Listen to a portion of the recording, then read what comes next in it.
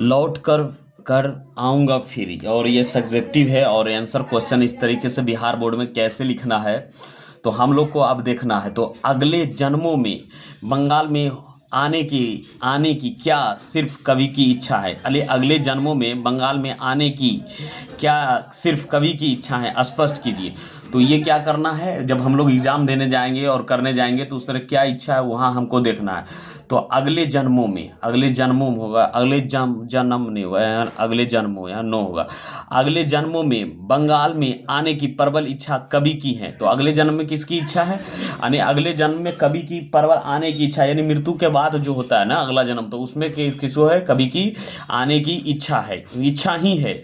लेकिन इसकी अपेक्षा जो बंगाल प्रेमी है, इसकी अपेक्षा क्या है, उसके अपेक्षा वो क्या है, बंगाल प्रेमी है। और वह क्या करता है, बंगाल को प्रेमी है, यानी बंगाल को प्रेम करने वाला क्या है, बंगला प्रेमी है, यानी बंगला प्रेमी, जिन्होंने बंगाल की धरती को प्रति आस्था और विश्वास है, जिसे आस्था और विश्वास है। कभी उन लोगों के का भी प्रतिनिधित्व कर रहा है, उन लोगों का भी प्रतिनिधित्व कर रहा है। तो जब हम लोग क्वेश्चन आंसर लिखेंगे तो इस तरीके तो पूरा हो गया, लेकिन क्वेश्चन आंसर लिखेंगे अगले जन्म में बंगाल, यानी अगले जन्म में बंगाल में आने की क्या सिर्फ कवि की इच्छा है।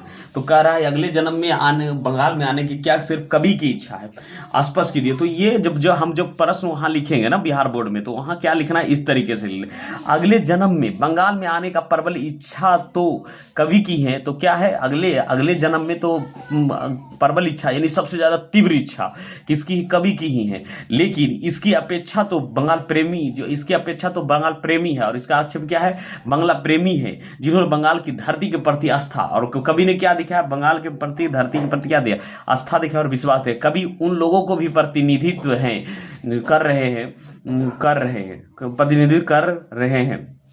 तो ये उन लोगों को भी प्रभावित कर रहे हैं जिनकी क्या है, बंगाल से प्रेमी है, धरती के बंगाल के प्रेमी की इच्छा है या आस्था है। इस तरीके से आपको लिख देना। कविता में आए बिंबों की सौंदर्य स्पष्ट कीजिए। कविता में आए बिंबों के सौंदर्य क्या करिए, स्पष्ट कीजिए। तो कवि ने प्राकृतिक सौंदर्य को वातावरण में बिंबों की स्थापना सौंदर्यपूर्ण चित्रमयी शैली में किया है। यानी कवि ने जो प्राकृतिक सौंदर्य है, यानी प्राकृतिक जो सुंदरता है, सौंदर्य का मतलब सुंदरता होता है, जो कवि ने प्राकृतिक सौंदर्य के वातावरण में क्या किया, वातावरण में बिंबों की स्थापना सौंदर्यपूर्ण चित्रमयी शैली में किया है। और कैसा किया है, वातावरण में बिंबों की स्थापना की है और सौंदर्यपूर्ण चित्रमयी शैली में किया है। बंगाल की नव युवतियों के रूप में अपने पैरों पर घुंघरे बांधने का बिंब उपस्थित किया है। और बंगाल का जो नवयुवती है, यानी जो लड़कियां हैं, जो नव युवा है, युवतियों के रूप में अपने पैरों में घुंघरू बांधने के बिंब को उपस्थित किया है। कौन किया है, कवि ने। हवा के झोंका, और क्या है, हवा का झोंका तथा वृक्षों की डाली को झूले के रूप में प्रदर्शित किया है। हवा का झोंका और वृक्षों की डाली को किसके रूप में किया है, डोली के झूलों के रूप में प्रदर्शित किया। आकाश में हंसों के झुंड, आकाश में क्या है, हंसों के झुंड अनुपमा सौंदर्य लक्षित किया है। आकाश में हंसों के झुंड और अनुपमा का क्या क्या सौंदर्य लक्षित किया है।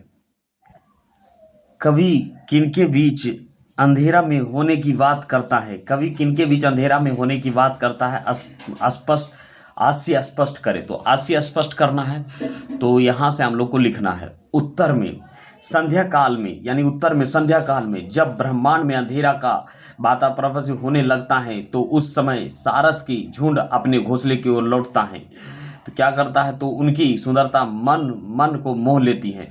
तो क्या कर रहा है, यहाँ देखिए, कभी किनके बीच अंधेरा होने के बाद को करता है, स्पष्ट कीजिए। तो संध्या काल, जब, तो संध्या काल पहले लिखेंगे, संध्या काल में जब ब्रह्मांड में, ये ब्रह्मांड मतलब ऊपर में, जब ब्रह्मांड मतलब आकाश में, संध्या काल जब ब्रह्मांड में क्या होता है, अंधेरा, यानी आकाश में क्या होता है, अंधेरा का वातावरण से होने लगता है। तो यहाँ तक लिखेंगे वातावरण का क्या है, उपस्थित होने लगता है। तो उस समय सारस यानी बोगला का झुंड अपने घोंसले को लौटता है। तो क्या करता है, जब अंधेरा होता है तो हर पक्षी क्या करता है, जब हर पक्षी अपने घोंसले की ओर लौटता है, जब भी हर पक्षी क्या करता है, अपने घोंसले की ओर लौटता है, तो उस समय सारस का झुंड अपने घोंसले की ओर लौटता है। तो उस समय क्या होता है, सारस यानी घोंसले को लौटता है, तो उसकी सुंदरता मन मोह लेती है। और वो पंक्ति लगा के जब जाती है तो उसकी सुंदरता क्या कर लेती है, मन मोह लेती है। यही सुंदरतम दृश्य कवि को भाता है, और यही सुंदरतम दृश्य क्या है, कवि को भाता, और इसे मन रोम छवि को वह अगले जन्म में देखते रहने की बात करता है और वही इस दृश्य को देखने के लिए क्या करता है, अगले जन्म की बात करता है।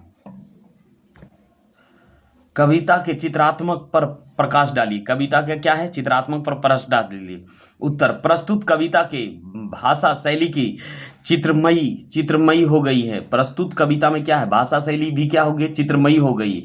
प्राकृतिक वातावरण में कहीं कहीं अन्यास ही चित्रात्मक का प्रभाव भी है। तो क्या है, प्राकृतिक वातावरण कहीं कहीं क्या है, अन्यास ही चित्रात्मक का प्रभाव है। खेत में हरे भरे लहलहाते धान, कटहल की छाया, हवा के चलने से झूमती हुई वृक्ष की टहनी, झूले की चित्र रूपरेखा चित्रता है। आकाश में उड़ते हुए उल्लू और संध्याकाल लौटते हुए सारस का झुंड का चित्र हमारे मन को आकर्षित कर लेता है। तो यह कविता के चित्रात्मक पर प्रकाश डालिए। तो कविता का चित्रात्मक क्या है, तो किस तरीके से लिखना है परीक्षा में, प्रस्तुत कविता, तो ऐसे लिखना है, प्रस्तुत कविता की भाषा शैली क्या है, प्रस्तुत कविता की भाषा शैली भी चित्रमयी है। और कैसा है, चित्रमयी हो गई है। और क्या है, चित्रमयी हो गई।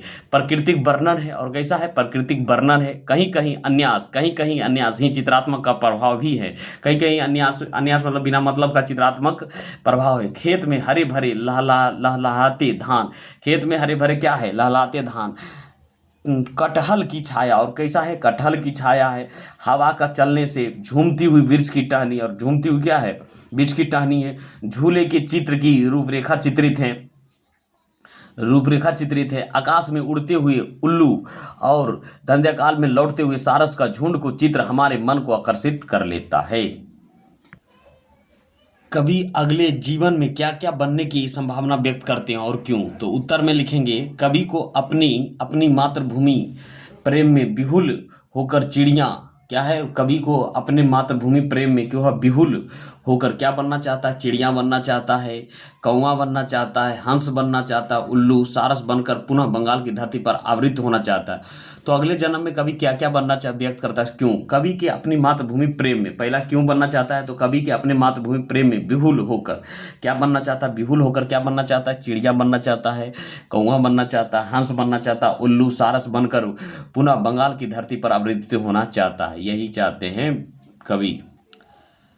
कवि किस तरह के बंगाल में एक दिन लौटकर आने की बात करता है, तो कवि है जो किस तरह की बंगाल में एक दिन लौटकर आने की बात करता है, तो उत्तर में लिखेंगे, बंगाल की घास के मैदान है। बंगाल क्या है, बंगाल की घास के मैदान है, कपास के पेड़ है, और क्या है, कपास के पेड़ है, वनों में पक्षिया की चहचहाट है, वनों में क्या है, पक्षियों की चहचहाट एवं सारस की शोभा है, और क्या है, सारस की शोभा है, अनुपमा है, छवि है, निर्मित करता है।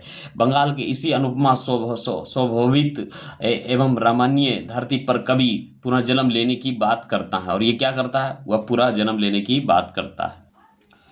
लौटकर आऊंगा फिर कविता का शीर्षक की सार्थकता स्पष्ट कीजिए, तो उत्तर में यहाँ लिखेंगे, यह उद्देश्य का आधार पर शीर्ष रखा गया है। कवि के उत्कृष्ट इच्छा मातृभूमि पर पुनर्जन्म की है। इस कवि का हृदय में मातृभूमि की प्रति प्रेम दिखाई पड़ता है। शीर्षक कविता के चतुर्दिक्य घूमती है। शीर्षक का केंद्र में रखा है कविता की रचना हुई है। अतः इन तथ्यों के आधार पर शीर्षक पूर्ण सार्थक है, और इन आधार पर क्या है, पूर्ण ही सार्थक है। ये है जीवन नंद दास द्वारा रचित, और ये 8 प्रश्न का है, जीवन दास द्वारा रचिता लौटकर आऊंगा फिर शीर्षक कविता के सारांश अपने शब्दों में प्रस्तुत करें, लिखें या प्रस्तुत करें। तो इसमें हमको लिखना है, ठीक है, लौटकर आऊंगा फिर शीर्षक कविता राष्ट्रीय चेतना का कविता, और ये कैसा है, लौटकर आऊंगा फिर, ये लौटकर आऊंगा फिर ये शीर्षक कविता है। ये क्या है, कविता का शीर्षक कविता है, राष्ट्रीय चेतना की कविता। ये कैसा कविता है, राष्ट्रीय चेतना की कविता है, जिसमें कवि की अपनी मातृभूमि तथा अपने देश के प्रकृति के प्रति उत्कृष्ट प्रेम अभिव्यक्ति हुआ है। कवि अपने नश्वर जीवन के बाद पुनः अपनी मातृभूमि बंगाल में आने की लालसा रखता है। वह मरने के बाद किसी भी रूप में अपनी मातृभूमि से जुड़ना चाहता है। वो मरने के बाद क्या है, अपनी किसी भी मातृभूमि से जुड़ना चाहता है। कवि कहते हैं कि मैं बहती नदिया के किनारे फैले धानों के खेतवाल क्षेत्र बंगाल में एक दिन अवश्य लौटकर आऊँगा। हो सकता है तो तब मैं मनुष्य ना हूँ वह बिल बच्ची हो जाऊँ वह कौआ। उस भोर में मैं बंगाल लौटकर आना चाहता हूँ जो भोर धान की नई फसल पर कोहरे के पालने पर कटहल की छाया तक उल्लास भरा पग मारता होगा। हो सकता है कि मैं किसी किशोरी की हंस कर पैरों में लाल घुंघरेले बांध हरी घासों को सुगंध से परिपूर्ण वातावरण में दिन भर पानी में तैरता रहूं। मुझे बंगाल की नदियां बुरी लाएगी, मैं दौड़ चला आऊँगा। मुझे बंगाल की नदियां बुला लाएगी, यहाँ बुला लाएगी क्या होगा, बुला लाएगी, मैं दौड़कर चला आऊँगा। मुझे बंगाल के हरे भरे मैदान बुलाएंगे, मैं शीघ्र आ जाऊँगा। नदियों की संगीतमय चंचल लहरों से धोया गया है सजल किनारे पर आकर मुझे इतनी खुशी होगी। कवि कहते हैं कि मैं उसी बंगाल में लौटकर आना चाहता हूँ जहाँ शाम के उल्लू हवा के साथ मौज में उड़ता है या कपास के पौधे पर बैठकर मस्ती में बोलता है। मैं वहाँ आना चाहता हूँ जहाँ रूपास के गंदल पानी में फूटे फेटे फल सी नाव लिए कई लड़का जाता है, जहाँ रंगीन बादलों के बीच सारस अंधेरा में अपने आश्रम की ओर तेजी से उड़ते हुए मैं चाहता हूँ कि मैं भी उन सारसों के बीच आऊँ। उन सरसों के बीच मुझे कितनी आनंद मिलेगी। तो ये पूरा क्या हो गया, ये सारांश हो गया और ये सारांश तरीके से है। अब हम लोग व्याख्या करेंगे प्रश्न संख्या 9। प्रश्न संख्या 9 और 9 में है खेत है जहाँ धान की बहती नदियाँ के किनारे फिर आऊँगा, लौट कर आऊँगा एक दिन में बंगाल में। तो इसको क्या करना है, ये छोटी सी बात को व्याख्या करना है। तो करते हैं। उत्तर में प्रस्तुत व्याख्यांक पंक्ति हमारी हिंदी पाठ्य पुस्तक के लौट कर आऊँगा फिर शीर्षक के से उद्धृत हैं। इस अंश से पता चलता है कि कवि अगले जन्म में भी अपनी मातृभूमि बंगाल में ही जन्म लेना चाहता है। प्रस्तुत वाक्यांश में कवि की मातृभूमि के प्रति प्रेम दिखाई पड़ता है। कवि ने बंगाल के प्राकृतिक सौंदर्य के साथ साथ वहाँ के खेत में उगने वाली धान की फसलों को मनोहर चित्र खींचा है। कवि कहता है कि जिस बंगाल के खेतों में लहलहाती हुई धान की फसल है वहाँ मैं फिर लौटकर आना चाहता हूँ। वहाँ कल करती हुई नदियाँ की धारा अन्यासहीन लोगों के आकर्षित कर लेती हैं। वहाँ ही मैं अगले जन्म में आना चाहता हूँ। यह स्पष्ट है कि कवि अपनी भावनाओं को स्वच्छंद रूप प्रदान करना चाहता है। व्याख्या करें। बनकर शायद हंस मैं किसी किशोरी का घुंघरेला लाल पैरों में तैरता रहूँगा बस दिन भर पानी में गंध जहाँ होगी ही भरी घास की। तो इसको क्या करना है, व्याख्या करना है, यानी ये कवि के भाव में लिखना है। कवि के भाव में लिखा है और इसको अब हम लोग क्या करेंगे, हिंदी भाषा में पूरा समझ के लिखना है। तो क्या करना है, बनकर शायद हंस मैं किसी किशोरी का घुंघरेला लाल पैरों में तैरता रहूँगा बस दिन भर पानी में गंध जहाँ होगी कि ही भरी घासों की। तो यहाँ से करना है। तो उत्तर में लिखना है प्रस्तुत अवतरण बंगाल की माहिकरित्य के प्रख्यात कवि जीवानंद दास द्वारा रचित लौटकर आऊँगा फिर कविता से उद्धृत हैं। इस अंश में कवि बंगाल की भूमि पर बार जन्म लेने की उत्कृष्ट इच्छा की अभिव्यक्ति करता है। यह कवि बंगाल में एक दिन लौटकर आने की बात कहता है। वह अगले जन्म में भी अपनी मातृभूमि बंगाल में ही जन्म लेने के विचार प्रकट करता है। वह हंस किशोरी और घुंघरू की बिंबा शैली में अपने आप को उपस्थित करना चाहता है कि जहाँ की किशोरी पैरों में घुंघरू बांधकर हंस के सामने माधा में अपनी नाच से लौटकर आकर्षित करती, वहीं स्वरूप में धारणा करना चाहता हूँ। जहाँ तक कि बंगाल की नदियों में मैं तैरने की एक अलग आनंद को अनुभूति मिलती है। यहाँ की क्यारियों में उगने वाली घास की गंध कितनी मनमोहक होती है, यह तो बंगाल प्रांतीय ही समझ सकता है। इस प्रकार कवि पर्ण अपना पद की भावना में प्रवाहित होकर हार्दिक इच्छा को प्रकट करता है।